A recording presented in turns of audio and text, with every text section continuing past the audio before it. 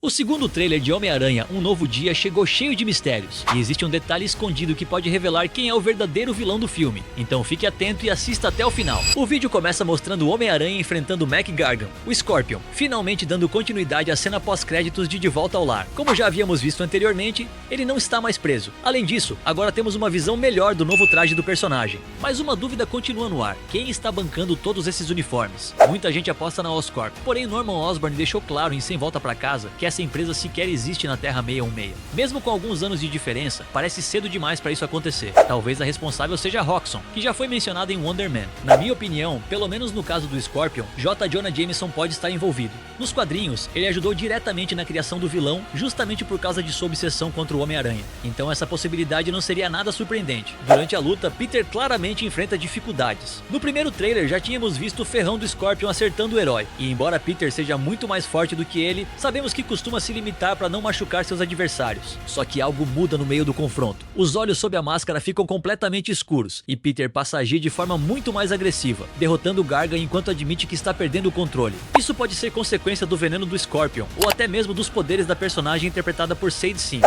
Depois disso, vemos Peter machucado, jogado no sofá, assistindo a mais uma transmissão do Ned. Enquanto o primeiro trailer mostrava a comemoração pela entrada no MIT, agora descobrimos que eles estão prestes a concluir o último semestre. Por isso, acredito que a maior parte das cenas mostradas até agora aconteça logo no início do filme. Foram anos de Peter protegendo Nova York sozinho, observando seus antigos amigos à distância para lembrar o motivo de continuar lutando. E é justamente nesse contexto que os novos vilões entram em cena: Boomerang, Tarântula, talvez outros personagens ainda não revelados, além da organização conhecida como Tentáculo. Mesmo assim, continuo acreditando que eles não sejam a verdadeira ameaça principal da história. É parecido com o que aconteceu em Quarteto Fantástico, onde boa parte da origem da equipe foi resumida rapidamente antes da trama principal começar. O problema é que ainda não sabemos quem será o grande antagonista do filme. Após essa introdução, tudo parece caminhar para uma história focada em mutação e evolução. Em determinado momento, Peter coloca seus lançadores de teia, e eles simplesmente deixam de ser necessários. Sim, tudo indica que ele está produzindo teias orgânicas, exatamente como aconteceu com a versão do Tobey Maguire. O primeiro trailer já sugeria isso, mas agora a ideia parece praticamente confirmada. A questão é saber se essa mudança permanecerá apenas neste filme ou terá consequências futuras. Nos quadrinhos existe um paralelo com histórias em que Peter desenvolve teias orgânicas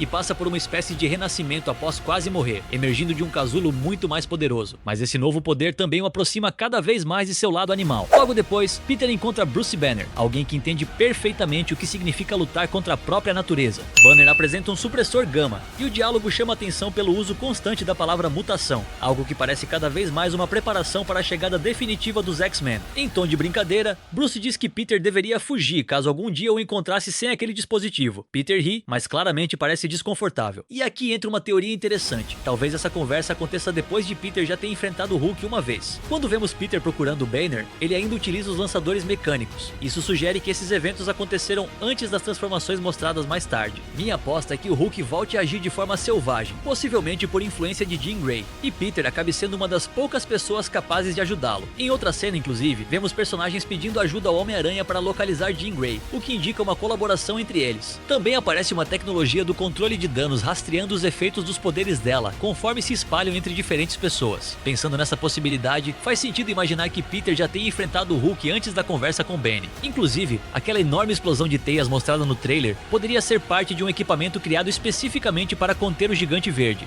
Mais adiante, vemos o Hulk preso em uma enorme quantidade de teias, semelhantes às que Peter estava testando anteriormente. Talvez exista até um segundo confronto entre os dois perto do final do filme. Quem sabe o Hulk não seja o responsável por deixar Peter gravemente ferido, levando ao surgimento do famoso casulo regenerativo. É uma teoria ousada, mas não impossível. Outra cena chama atenção por mostrar uma onda de energia muito parecida com os poderes da Mulher Invisível. A explicação mais provável é que ela seja causada por Jean Grey, que aparentemente está sendo mantida presa pelo controle de danos. Quando o poder é liberado, uma multidão inteira fica imóvel, lembrando bastante algumas cenas clássicas dos filmes dos X-Men. Por isso, cada vez mais pessoas acreditam que Sadie Sink realmente esteja interpretando Jean Grey. Curiosamente, Frank Castle parece não ser afetado pela explosão psíquica, mas quem certamente demonstra resistência é Peter, provavelmente graças ao seu sentido aranha. A origem de Jean também pode estar ligada aos eventos de WandaVision. Depois de tudo que aconteceu em Westview e das revelações envolvendo Billy Maximoff em Agatha desde sempre, a introdução dos mutantes ao MCU parece muito mais plausível, ainda mais considerando que Vision Quest está caminho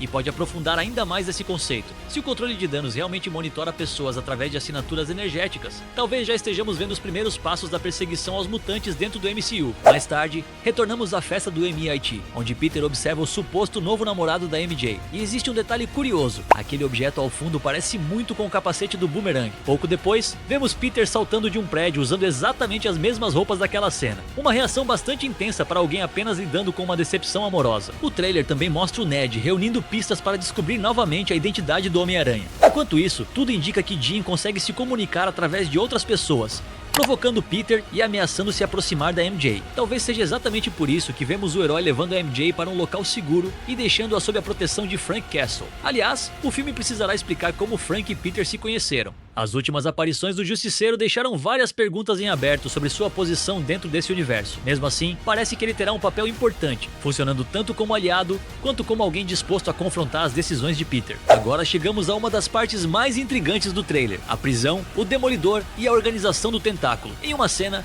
Peter aparece mascarado e usando lançadores mecânicos. Em outra, surge sem máscara e sem os equipamentos. Isso sugere que estamos vendo momentos diferentes do mesmo confronto. Mas a grande questão continua sendo: por que Peter foi parar na prisão? E qual é a ligação do Tentáculo com toda essa história? Os ninjas parecem deslocados em comparação com o restante dos acontecimentos mostrados. Também existe a possibilidade de Matt Murdock aparecer. Sabemos que ele termina os eventos recentes preso após revelar sua identidade ao público. Se o Tentáculo resolver atacá-lo enquanto estiver vulnerável, Peter pode acabar entrando na história justamente para ajudá-lo. Consigo imaginar até mesmo Peter oferecendo uma rota de fuga, enquanto Matt decide permanecer preso por acreditar que precisa assumir as consequências de seus atos. Além disso, vemos Peter entrando novamente naquele estado mais agressivo e derrotando diversos membros da organização em poucos segundos. E mesmo que o Venom ainda não tenha aparecido oficialmente, a cena pós-créditos de Sem Volta pra Casa continua sem resposta. Quem sabe ela não seja retomada aqui. E se isso acontecer, seria interessante ver Mac Gargan se tornar o primeiro hospedeiro oficial do simbionte na Terra 616. Depois da surra que leva no trailer, motivos para buscar vingança certamente não vão faltar. No encerramento, Peter visita o túmulo da Tia May e logo depois aparece se preparando para invadir uma instalação fortemente protegida. E é justamente nesse ponto que surge minha principal teoria. Talvez Peter comece o filme acreditando que está ao lado dos heróis, ajudando a capturar Jean Grey e a conter o Hulk. Mas conforme a história avança, ele descobre que a situação é muito mais complicada do que parecia. No final, pode acabar se unindo justamente às pessoas que inicialmente acreditava serem suas inimigas. E convenhamos, poucas histórias são mais clássicas pro Homem-Aranha do que essa. Se você chegou até aqui, já deixa o like e se inscreve no canal. Isso ajuda muito a fortalecer o conteúdo e faz você não perder os próximos vídeos.